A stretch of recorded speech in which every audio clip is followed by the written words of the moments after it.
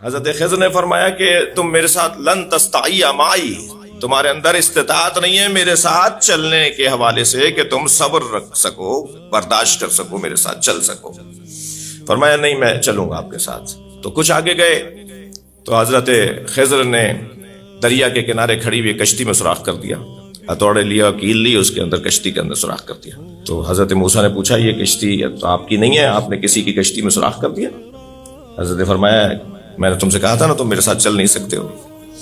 تو کہنے اچھا نہیں اب نہیں پوچھوں گا، دیکھتے رہو میں کیا کر رہا ہوں۔ کچھ اور آگے چلے تو حضرت موسیٰ نے حضرت خضر نے ایک جوان کو قتل کر دیا۔ ایک جوان سامنے سے آیا، چاقو نکالا، اس کا گلا کاٹ دیا۔ یہ قرآن ہے بھائی، جس کے اوپر شک اور وہ عیب کی بات نہیں ہے۔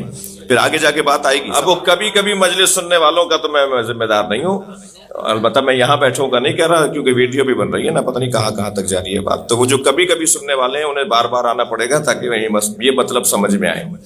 تو حضرت خضر نے وہ گلا کاٹ دیا اس جوان کا۔ تو حضرت موسیٰ سے برداشت نہیں ہوا کہ آپ نے کہا بندہ مار دیا۔ فرمایا نہیں اب میں تمہیں اپنے ساتھ نہیں رکھوں گا۔ پھر ان سے کہا کہ نہیں سوری، معافی، مجھے تھوڑا رہنے دیجیے اپنے ساتھ۔ کچھ اور آگے گئے تو ایک دیوار گر رہی تھی، تو کہا میرے ساتھ مل کر اس دیوار کو بناتے ہیں۔ تو جتنی ٹیڑھی ہو گئی تھی اسے گرایا اور پھر وہاں سے دیوار کو سیدھا کر دیا۔ اور بھوک بھی لگ رہی تھی اور پوچھا کہ جی اگر ہم نے کسی کے کام کرنا ہی تھا تو کچھ اجرت طے کر لیتے، کچھ پیسے مل جاتے اور کچھ کھا پی لیتے۔ تو پھر حضرت موسیٰ نے فرمایا، حضرت خضر نے فرمایا اب میں تمہیں اپنے ساتھ نہیں رکھوں گا، اس لیے کہ تم سوال پہ سوال کر رہے ہو۔ تو پھر حضرت خضر نے ایک کا جواب دیا ہے جو قرآن میں آیا ہے۔ تو حضرت خضر نے فرمایا وہ جو میں نے کشتی میں سوراخ کیا وہ ایک غریب انسان کی کشتی ہے، کل یہاں بادشاہ کے سپاہی آئیں گے سب کی کشتیاں ضبط کرنے۔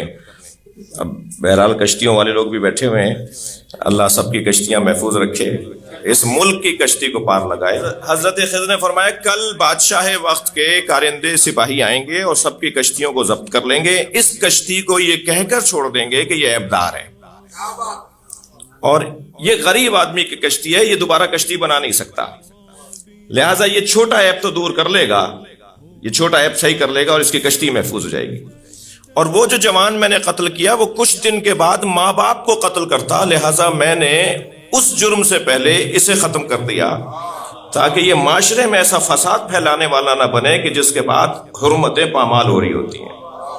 ایک باپ کی مجلس ہے، یعنی اللہ کا ولی اگر کسی پر ولایت کا استعمال کرتا ہے تو وہ وقت آتا ہے کہ جب کوئی اولاد اپنے ماں باپ کی توہین کر رہی ہو، پھر اللہ کا ولی اپنی ولایت کو استعمال کرتا ہے۔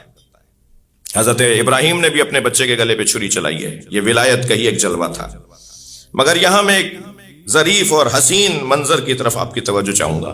حضرت خضر نے ایک جوان کو، کیونکہ کل اس کو اپنے ماں باپ کے ساتھ بے حرمتی کرنی تھی، تو اس سے پہلے کہ وہ ماں باپ کے ساتھ بے حرمتی کرتا حضرت خضر نے اسے مار دیا۔ جب مولا علی نے ابن ملجم کے بارے میں بتایا کہ یہ مجھے قتل کر دے گا اور آپ کے ایک صحابی نے کہا یا علی ہم اسے قتل کر دیتے ہیں، تو حضرت نے فرمایا جرم سے پہلے میں سزا کیسے دوں؟ وہاں علی مولا یہ فرما رہے ہیں کہ میں جرم سے پہلے سزا کیسے دوں، اور وہاں حضرت خضر جرم سے پہلے سزا دے رہے ہیں۔ ان دونوں مسئلوں کو کیسے حل کریں گے؟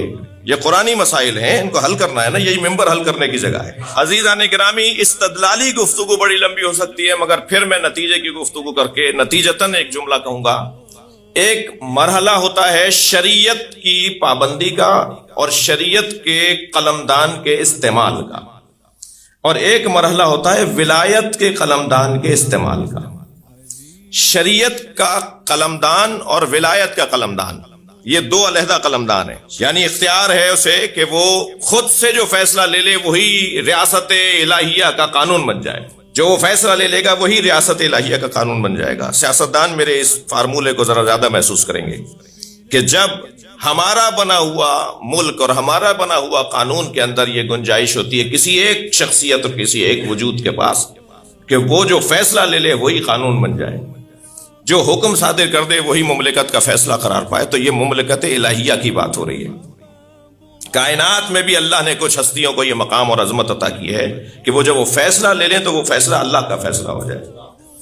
اب وہ جو شریعت کا قلمدان ہے اس کے مطابق تو مولا علی منع کر رہے ہیں کہ قتل سے پہلے، جرم سے پہلے میں سزا کیسے دے دوں، اور حضرت خضر ولایت کا قلمدان استعمال کر رہے ہیں، یعنی صاحب ولایت اس درجے پر فائز ہوتا ہے کہ وہ ہماری جانوں سے زیادہ ہم پہ حق رکھتا ہے، اسی کو لفظ مولا کہا جاتا ہے۔